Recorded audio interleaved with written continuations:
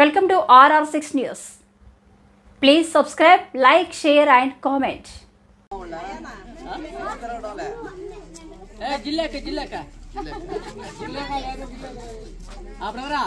కొత్తనా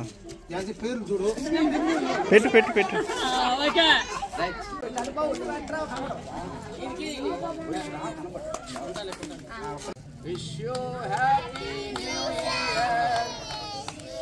ఈరోజు నూతన సంవత్సరం సందర్భంగా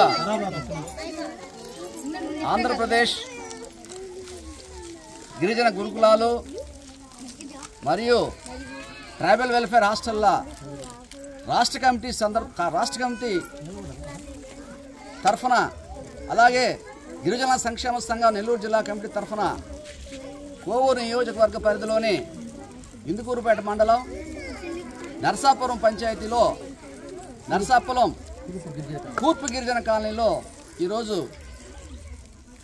పిల్లలందరూ కూడా ఎంతో సంతోషంగా నూతన సంవత్సరం 2025కి స్వాగతం పలుకుతూ వాళ్ళు మమ్మల్ని ఆహ్వానించారు. ఈ సందర్భంగా మేము పిల్లలందరూ చెప్తున్నాం, విద్యార్థులందరూ బాగా చదవాలి. ఏ వ్యక్తి జీవితమైనా బాగుపడాలంటే అది విద్యతోనే ముడిపడి ఉంటుందని చెప్పేసి తెలియజేస్తున్నాం. అలాగే నెల్లూరు ఐటీడీఏ పరిధిలో దాదాపు 45 గురుకులాలు మరియు ట్రైబల్ వెల్ఫేర్ హాస్టల్స్ అలాగే 19 గిరిజన వికాస్ కేంద్రాలు ఉన్నాయి. కాబట్టి మన పిల్లలందరూ ఎవరైనా కూడా హాస్టల్లో చేరతామని తెలిపితే, ముఖ్యంగా ఇక్కడ మా యువ నాయకుడు మా గిరిజన సంక్షేమ సంఘం నెల్లూరు జిల్లా ప్రధాన కార్యదర్శి ఇందేటి సురేంద్ర గారి ఆధ్వర్యంలో ఈ కార్యక్రమం జరుగుతుంది. అలాంటి పిల్లలు ఎవరన్నా హాస్టల్లో చేరతామని చెప్తే మేము ఖచ్చితంగా రాబోయే విద్యా సంవత్సరానికి కూడా అందరికి కూడా ఎంతమంది చేరినా కూడా వాళ్ళందరికీ సీట్లు ఇప్పించడానికి సిద్ధంగా ఉన్నాం. అలాగే ముఖ్యంగా ఇంకొక విషయం గుర్తుపెట్టుకోవాలి, మన గిరిజనులకు సంబంధించి పురుటి బిడ్డ నుంచి దాదాపు 15 ఏళ్ల పిల్లల వరకు నెల్లూరులో రవి చిన్నపిల్లల హాస్పిటల్లో టైఫాయిడ్ ఫ్రమ్ ఢిల్లీ 10 పడకల చిన్నపిల్లల ఆసుపత్రి ఉంది. వాళ్ళు పురుటి బిడ్డ నుంచి 17వ సంవత్సరం బిడ్డ వరకు ఉచితంగా వైద్యం చేస్తారు.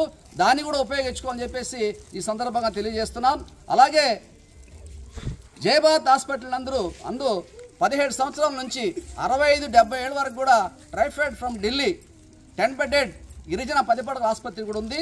దాన్ని కూడా మనం ఉపయోగించుకోవాలి. అందులో సాధ్యమైనంత వరకు అన్ని వైద్యాలు చేస్తారు. ఆ వైద్యాలన్నీ కూడా ఉచితంగా చేస్తారు. ఇన్ కేసు ఏదైనా 1-2 మందులు లేకుంటే బయట నుంచి తెచ్చుకొని మనం ఆ విధంగా దాన్ని కూడా ఉపయోగించుకోవాలి. ఇట్లా చాలా వస్తువులు మనకు ఉన్నాయి. ఐటీడీఏ ద్వారా చాలా వస్తువులను ఉపయోగించుకోవాలి. ముఖ్యంగా ప్రభుత్వాలన్నీ కూడా వేల కోట్ల రూపాయలు గిరిజనుల భవిష్యత్తు కోసం, చదువు కోసం, విద్య కోసం, వైద్యం కోసం ఖర్చు పెడుతుంటే వాటిని మనం అందుకోలేకున్నాం. ఎందుకనంటే మన గిరిజనుల్లో విద్యాభ్యాసం లేకపోవడం, విద్య పట్ల చైతన్యం లేకపోవడం, వాటిని అందుకోలేకపోతున్నాం. కాబట్టి గిరిజనుల బతుకులు బాగుపడాలంటే ఖచ్చితంగా మన యువత మన పిల్లలు ఇప్పటి నుంచి వీళ్ళ మీద కేంద్రీకరించి గిరిజన సంఘాలన్నీ కూడా ముక్త కంఠంతో వీళ్ళ పట్ల కేంద్రీకరించి పనిచేసి వాళ్ళకి చదువులు చెప్పించగలిగితే వాళ్ళ జీవితాలు మారుతాయని చెప్పేసి మేము ఆశిస్తున్నాం. నా పేరు బత్తిన లక్ష్మణ్ శేఖరు, గిరిజన సంక్షేమ సంఘం నెల్లూరు జిల్లా చైర్మన్గా మాట్లాడుతున్నాం.